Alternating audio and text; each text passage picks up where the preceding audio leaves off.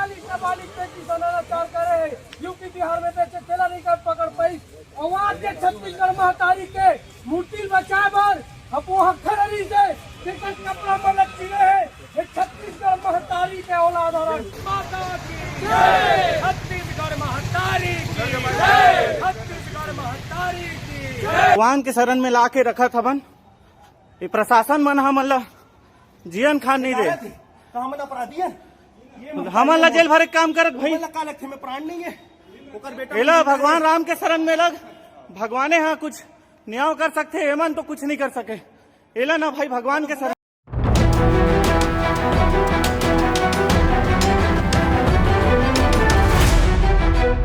राज्योत्सव की तैयारियों में जब पूरा छत्तीसगढ़ सज धज कर तैयार हो रहा था, तब राजधानी रायपुर में एक ऐसा धमाका हुआ जिसने पूरा माहौल बिगाड़ दिया। यह पटाखा दिवाली का नहीं था बल्कि भावनाओं का था, क्योंकि राज्य की जननी छत्तीसगढ़ महतारी की मूर्ति ही तोड़ दी गई थी। वो महतारी जिसकी पूजा स्कूल के बच्चों से लेकर सरकारी आयोजनों तक में होती है, जिसके नाम पर नारे गढ़े जाते हैं जय छत्तीसगढ़ महतारी, वो महतारी आज टूट गई और साथ में टूटा लोगों का भरोसा भी। बताया गया कि घटना में छत्तीसगढ़िया क्रांति सेना के कार्यकर्ता भी शामिल थे। आंदोलन की गूंज ऐसी थी कि पुलिस और प्रदर्शनकारियों के बीच तिरंगा और लाठी का लोकतांत्रिक युद्ध छिड़ गया। कहने को यह झड़प थी, लेकिन सच्चाई यह थी कि भावनाएं उफान पर थीं। एक ओर राष्ट्र प्रेम का दावा तो दूसरी ओर मातृभूमि का अपमान। पुलिस ने अपने हिसाब से शांति व्यवस्था कायम की, यानी जैसा हमेशा होता है, पहले शांति भंग करो फिर उसे बहाल करने की घोषणा करो।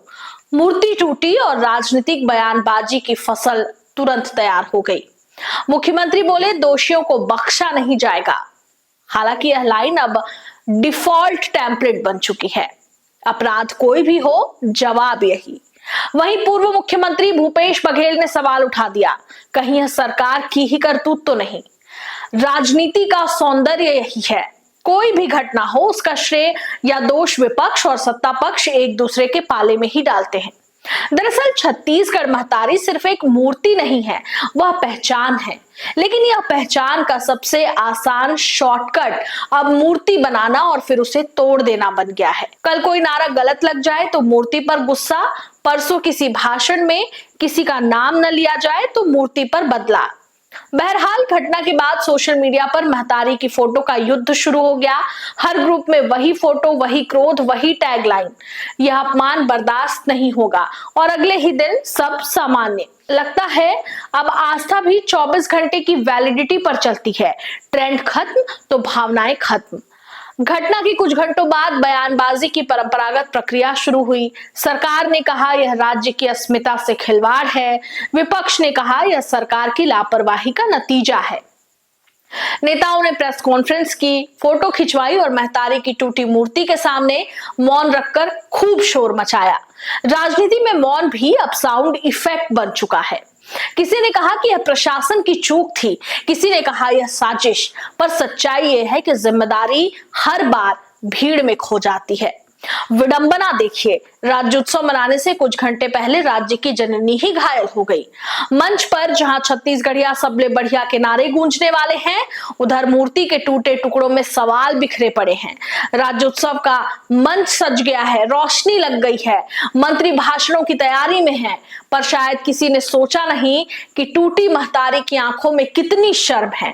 सवाल यह नहीं है कि मूर्ति किसने तोड़ी, सवाल यह है कि हमारी संवेदनशीलता किसने तोड़ी। हर साल नई मूर्ति बनती है, लेकिन सोच वही पुरानी रहती है।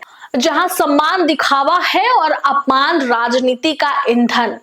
छत्तीसगढ़ महतारी टूटी है, लेकिन शायद अब वक्त है कि हम अपनी अस्मिता की मूर्ति दिमाग में बनाएं, जो ना नारे से टूटे, ना झंडे से और ना ही सत्ता बदलने से।